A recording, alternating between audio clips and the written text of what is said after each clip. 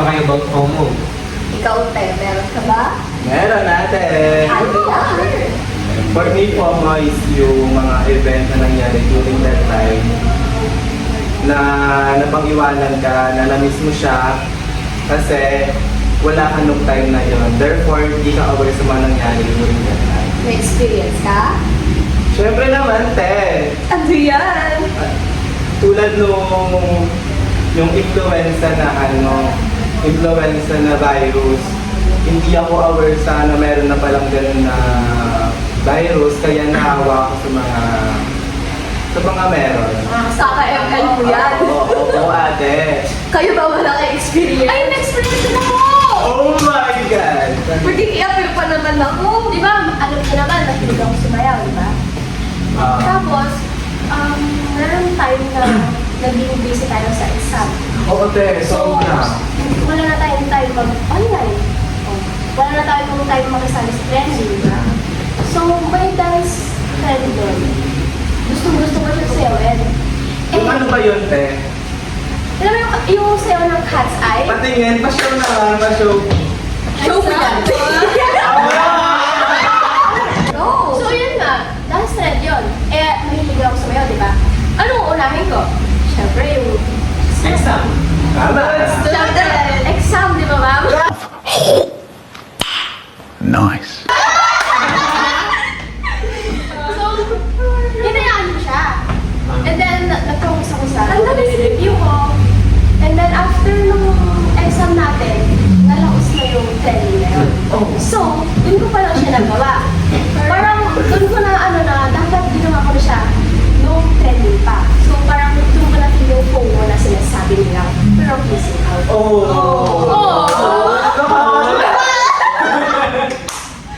Sino po may experience? Baka kayo, te. Ikaw, lagi ka pa naman nami-miss out sa Lagi ka sa series, Diba? series.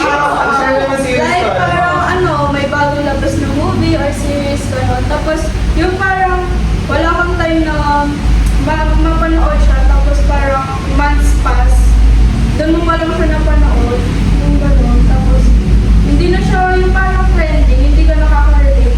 Oo.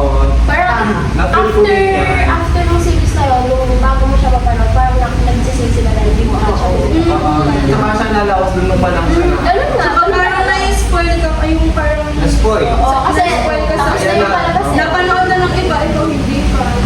Paano mo ma-overcome ko? Pwede ka lagi magtanong sa kachikahan mo lagi mga friends mo.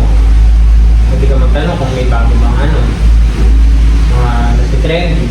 Tulad ng mga dismosa sa labas, pwede ka makakuha ng dahil sa kanila. Suko dyan.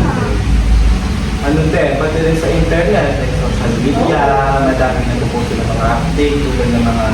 Friends mo mga puro share po sa Facebook. Pero kailangan syempre maging think wisely tayo sa mga ipopost kung tama ba or legit ba yung information na yun. Dapat sa sa legit na account kayo tumingin.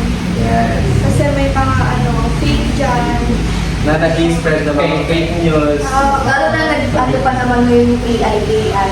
Yeah. Tapos din kasi yung mga tao ngayon, may makita lang sila na ano yung wala nila. Yung daw search po ano talaga yung Legit! I love it! Yun nga, di ba, may experience na tayo lahat. So, parang ngayon, nare-realize natin na if hindi tayo online, parang doon natin talaga mag-feel yung FOMO. So, pag online tayo, hindi natin mag-feel yun kasi nga, updated tayo sa lahat.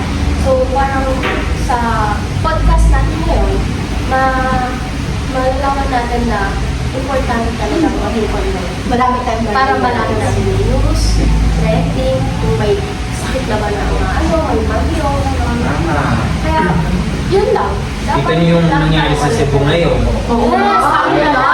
Sobra! So scary. Lubog yung mga Tsaka sasakyan. ngayon, dapat updated kayo sa the big one na sinasabi nila ng tatapay sa kasi hindi natin alam. Oo, anytime. Anytime, bigla na lang. Dati pala, aware na tayo Aware na meron tayo. paparating na Kasi nga, updated tayo.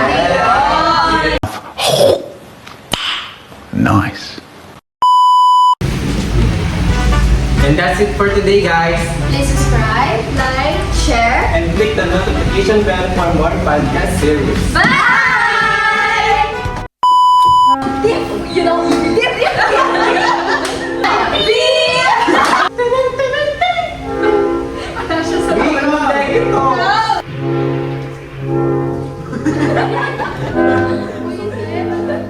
guys, welcome to vlog. Na napag-iwanan ka, na namiss mo siya.